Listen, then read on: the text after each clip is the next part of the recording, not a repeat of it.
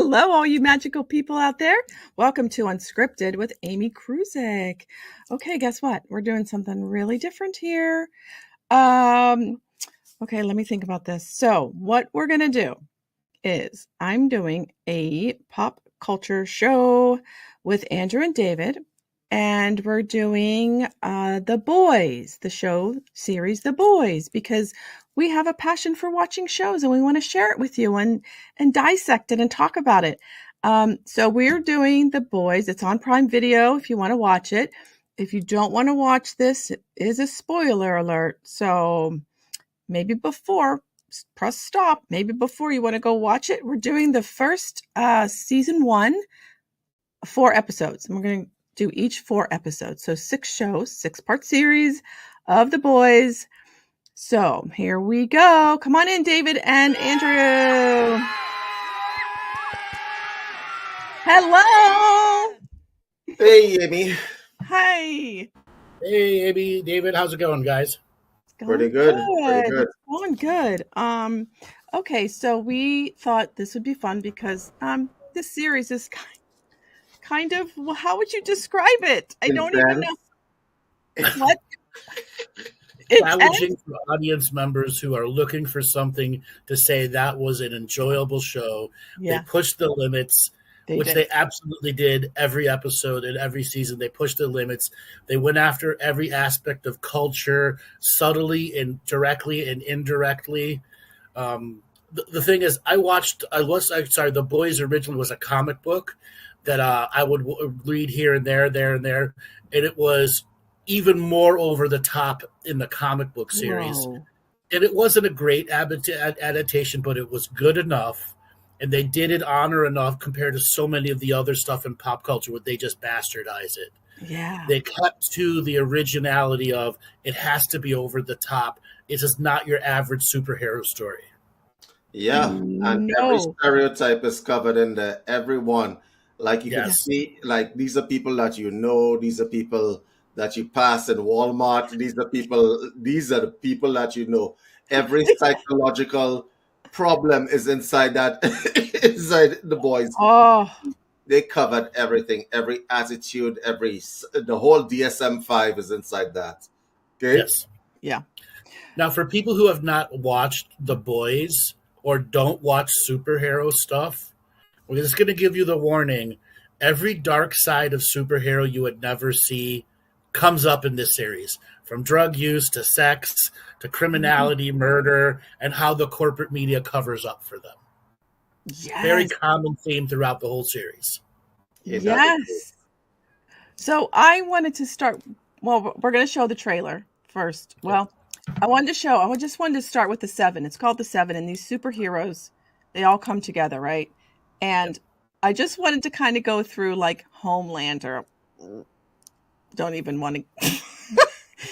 Yeah, I just didn't like him from the beginning. The Deep, Translucent, A-Train, Maeve, Black Noir, and then Starlight's the new one that comes in. And then Lamplighter, who they lost a while before that, and Deep replaced. Yeah. Okay. Yes. So, should we start with the trailer? What do you think? Sure. Yeah. Well, let's do it. Let's see if I shared this correctly. Yeah. I did. Let's go. Yeah. The greatest superhero team the world's ever seen. The 7. You guys hearing that? Yes. Yes. Is there anything I can help you with? I'm not going to piss you about, Huey. I heard what happened to Robin. You ain't alone, son. Simpsons hundreds of people each year to collateral damage. I can't stop. That's what I mean, the boys come in. Spank the bastards when they get out alive.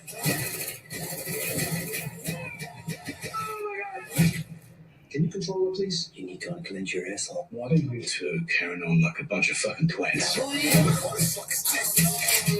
We've got a fucking job to do.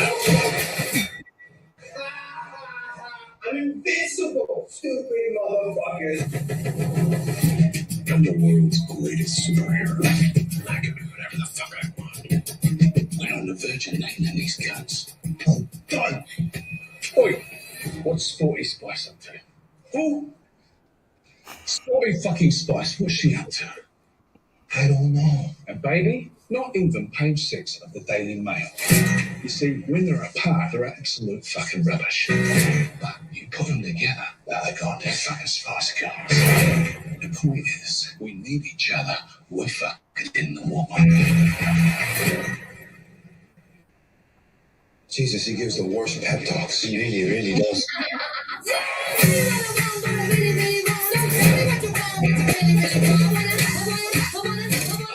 You just pulled the fucking trigger.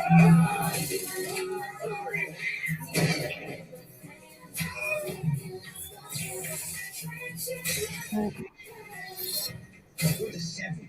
Earth's most mighty motherfucker. Please, no, please. Pardon my French. Fuck those fuckers.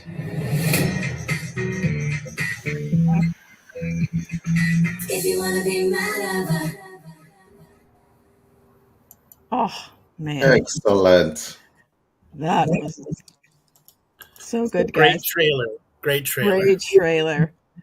Oh, it just pulls you right in, doesn't it? Yeah, it does. It does. It's like, okay, let's go. So, season 1, episode 1.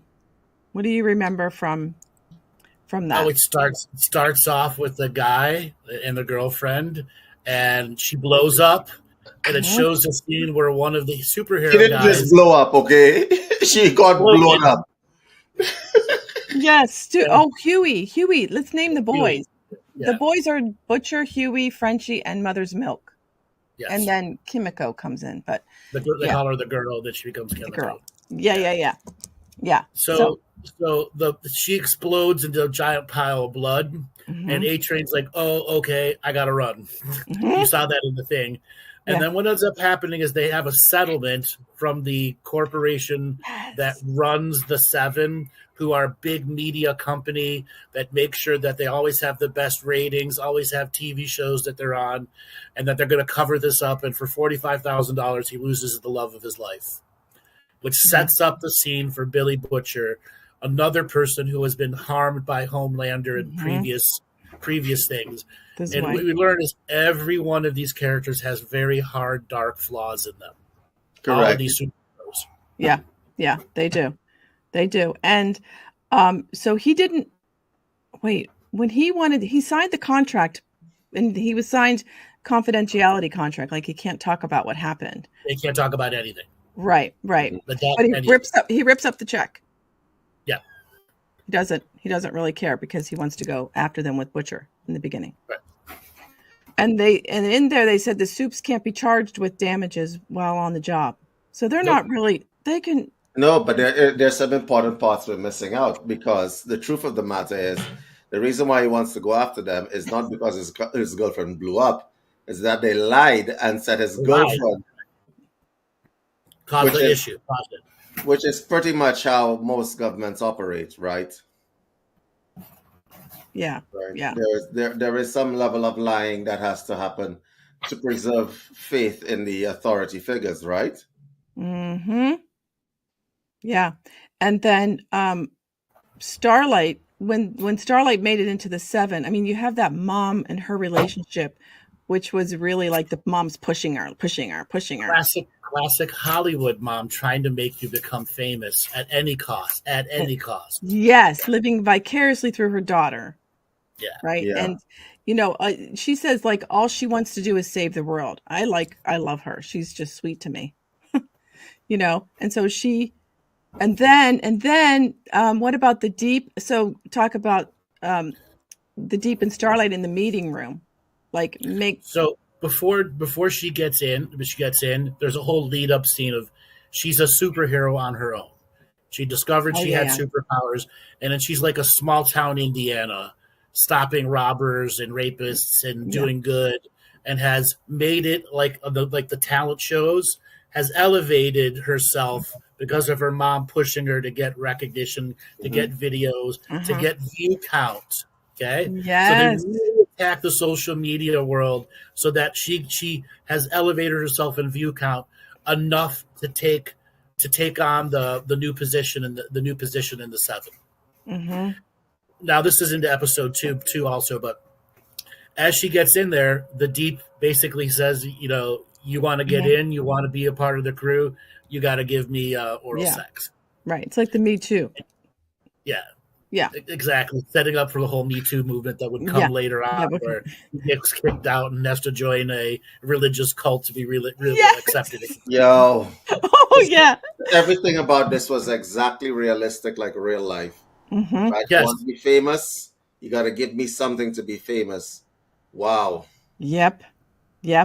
And the pressure for her to actually do it was something else, eh? Oh, she did not want to do it. I mean, she went in the bathroom and threw up, and then Maeve was in the bathroom with her, talking to her. She didn't know what happened, but it was just like that. It just broke your heart, like, because he just kind of bullied her. He did. And said, I can always say that you attacked me.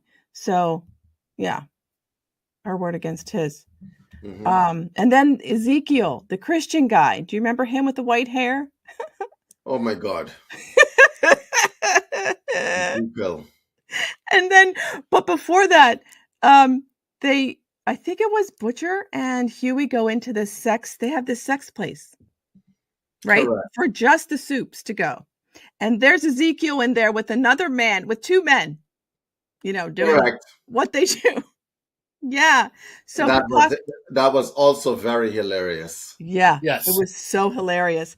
And, what a hypocrite, right? Because he's supposed to be, pray the gay away. Pretty much. Pray the gay away. Yeah. Which is typical. Yeah, typical. How many stories like that we've seen in the news? Exactly. Literally. Yes. And then, oh God, Homelander. Okay, tell me what his superpower is. He can fly. He can see Superman. Oh. He's like Superman, so he can see through walls. He's undefeatable. Oh, he's invincible. Superman is technically undefeatable. You can destroy him. He has all Superman's powers. But his major superpower is that, oh my God, the man is a full-on psychotic. Oh, like he's not halfway at all. I mean, that is in the first episode. This man has no discernible good traits, no good emotions, no anything like that. He is a full-on narcissist, right? But he's a psychopath, and when we say psychopath, we don't mean halfway. You gotta watch the voice to see this shit. The irony is you learn why he's like that, because he was raised in captivity with no parents, and beyond the experiments, he was taught to be a loyal soldier who realized there's no such thing as loyal soldiers because of the missions you put him on. But because of the way he was raised, he's a complete narcissist and psychopath. But why? Okay, so why is he now? Of course, he watches Madeline Stillwell, I think, who's a VP or something, pumping with their breast pump through the walls. Yeah, but she has superpowers. Her breast milk gives her charms over others. Wait, I didn't get that. You're kidding. You'll only get that on the second and third watch. Yeah. I totally missed that. I purposely done to Homelander. Can we take it aside to compliment the acting in that was superb acting. Homelander deserves an award, and you kind of believe that this actor is like this. So natural to him. The psychopath behavior comes so natural to him. It's like, my man, I can't imagine you any other way than the way you are on this show. I know. Right? I can't. He is so good. He's so good. Okay, so then remember Homelander takes out the congressman's plane, like kills the congressman because he's going to kill the bill with May in tow, because he wanted May to be a part of that, to show her, I'm in charge. You can do nothing about it. I can kill anyone, anytime, anywhere. Yeah. It is so your body. I just want to do that. It's the first part in the series where they set up how Homelander was going to be the main character to defeat, and all these other characters afraid to challenge him, which rightfully so. They're all afraid. Yeah. He's murdered people out in front and no one can challenge him. No, okay? No. It's not that it's not only that he murders people. is that when he doesn't murder people, like the blind guy. You remember the blind guy? Like, so for those of you who don't know, they're interviewing new superheroes, and this blind guy, he has acrobatic skills. He's like Daredevil, right? Which is taking a punch at Daredevil. Yeah. And so Homelander says he idolizes Homelander. He idolizes. So he goes up to Homelander and he says to Homelander, like, you're my idol. I wanted to be you growing up, right? My powers went a different way, but I wanted to be you. And Homelander says, I have one question. And the guy says, what's the question? And then Homelander claps his ears and bursts his eardrums. Oh, yes. So now he's blind and deaf. I remember. Everybody's like, what the hell is wrong with you?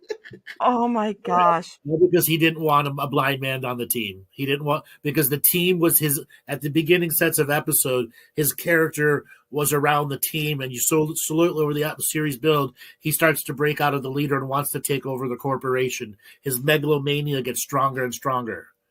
Because the head of the corporation, Vought Corporation, had him somewhat under control by putting him in the head of the team.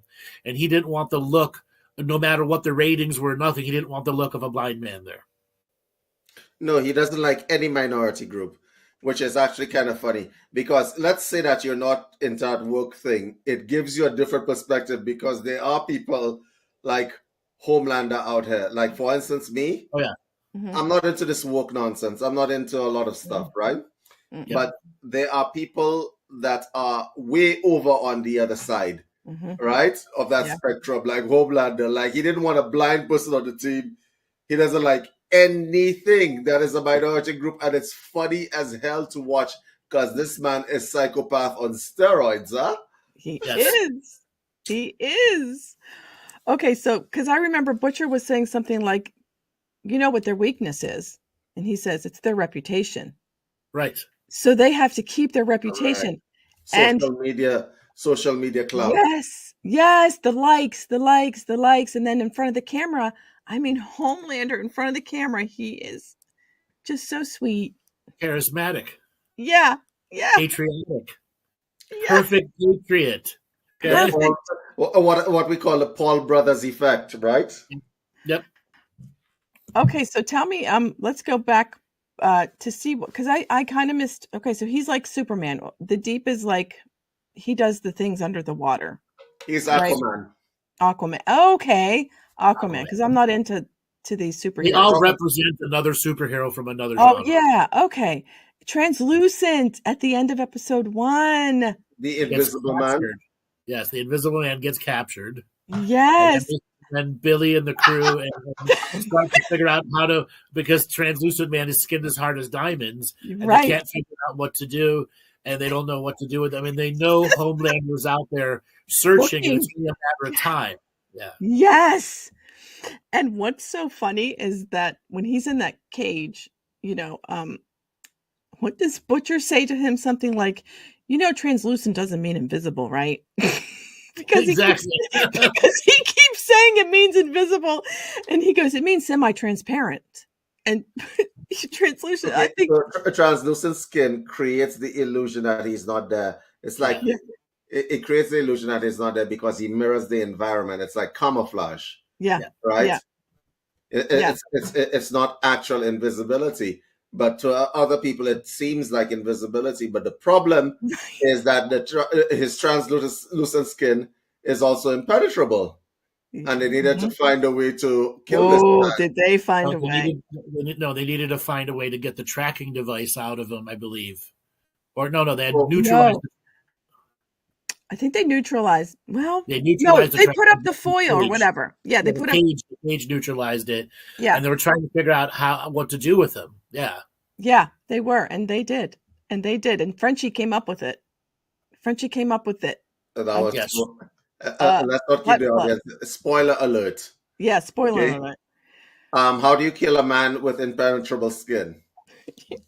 You insert. Go ahead, audience. Go ahead. Depository bomb. Yes. So he got a suppository surprise. All right. Oh, Like, boy. can you imagine? Can you imagine? And I wanted to, because that takes place. So this is at the end of episode 1 where they capture him in this. So there's a lot of foreshadowing. Did you notice that? Yes. Yes. Every episode has several layers of foreshadowing in it.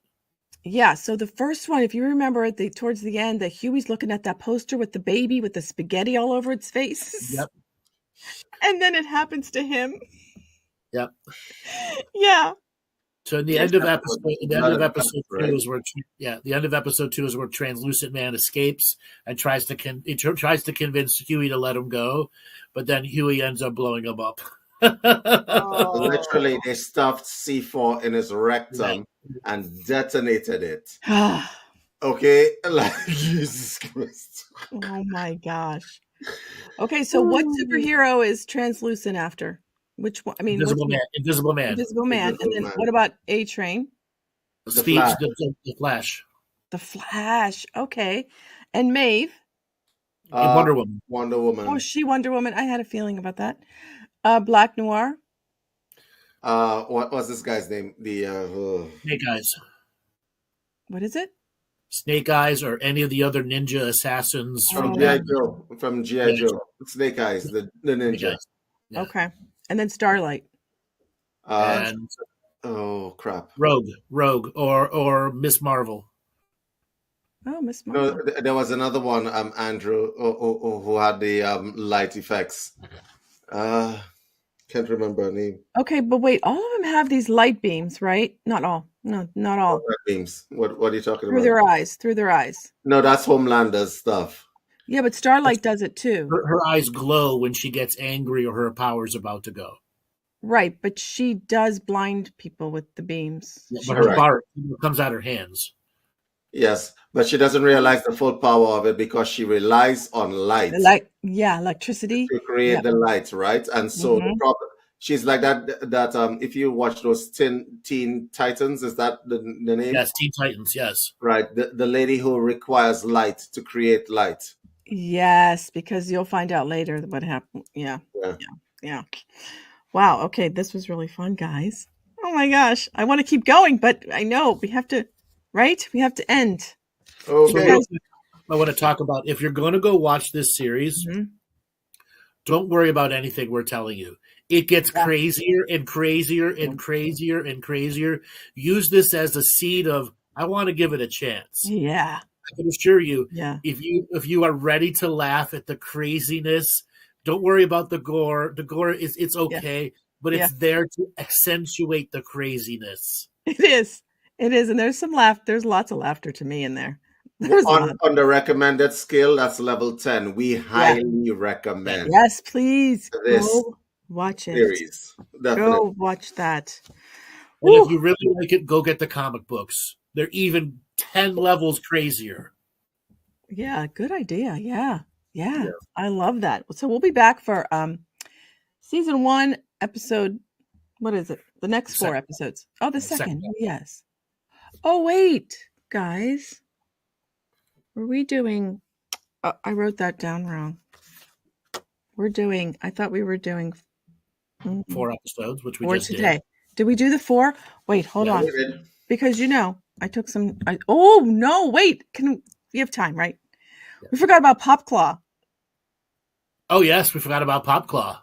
Popclaw! I knew it was in my notes. I'm like Popclaw. Oh God, I know. Popclaw is A-Train's girlfriend. She used to be a superhero, right? Yep. She got kicked out. She got kicked out. I don't know why. Did they tell you why? She was doing too much sex orgy stuff. Yeah. Yeah, she got caught in camera, I believe. Okay, right. And and then we forgot to talk about the compound V. The drug, yep. That A-Train is dosing. Like, the V gives them their power, but my boy wanted more power, so he kept taking more stuff. Yes. And so you got a drug addict and you got slut shaming on the side. Yep. Oh man. So then they want to find out about the compound V because they They know that's what gives them their superpowers, but they also learned that Compound V was given to people in the 60s, 70s, and 80s, which showed the different generations of superheroes coming out. And they wanted to prove that as a conspiracy that they could take Vought Corporation down if they can prove Compound V was put into baby's milk and stuff like that. All right, so guys, let's pull this all together. Yeah. The whole series is a mixture of Resident Evil meets. Oh God! Evil Super Friends. Evil Super Friends. Like you mix it with the Teen Titans. You got you. Oh my God! Oh my God! A whole bunch of movies are wrapped up into that, right? Yes. And the way they show the political parties is really funny too. Okay, because the senator that they kill, and then the way the television fawns over these people and how everyone sees them in the highest regard, but in reality, they're the most dirtbag of people out there. The dirtbag. Pretty much like how society is now. Yes. That's true. Pretty much. Oh my gosh. Well, Kimiko comes in too. She slaughters those. Well, this is where A-Train gets his V from, and she's in a cage, if you remember. They caged. Experimented on. Okay. They let her out of the cage. The boys. Error. Because she looks sweet just sitting there watching TV, and she slaughters everybody in there except the boys. And then they go and find her because they need to find her. Because he can speak sign language, he can talk to her. Yes, the connection with her and Frenchie is so sweet. Not yet in the beginning, but it gets there. But then again, Homelander at the end gives that heartfelt speech at end of episode 4. Yep. Oh my God! And Maeve in the background is just like ready to hurl. She's had enough. I think everybody's had enough already of him, Homelander. Hold on, we forgot. The speech was about militarizing superheroes and getting a bill passed, like the National Defense NDA Act, like the Patriot Act in the very beginning. Yep. And they wanted to use this to create soups have the unlimited ability to do anything, anytime, anywhere they want, worldwide, no matter what any country says. That's utilizing foreign policy, the big stick policy. Right, so they can bring civility to foreign countries. Oh my God, this thing is so many layers. So many, guys. So you got to watch it, and we'll be back with more because we're going to be back. But anyways, thank you for coming on my show and doing pop culture. I love it. So how can people get a hold of you, David? You guys can get a hold of me in the UCM community. That's community.universalcitizentv.com. Or you can email me at info@universalcitizentv.com. Okay, Andrew? You can go to my website, andrewbartzis.com. You can watch us every Tuesday and every Thursday on my Andrew Bartzis YouTube channel. We are on Facebook, YouTube, Twitter, Twitch, all over. And for 11 plus years, going on 12 plus years of doing this. Whoa. Yeah. Okay, well, everybody stay magical and go watch The Boys. Okay, take care, people. Bye.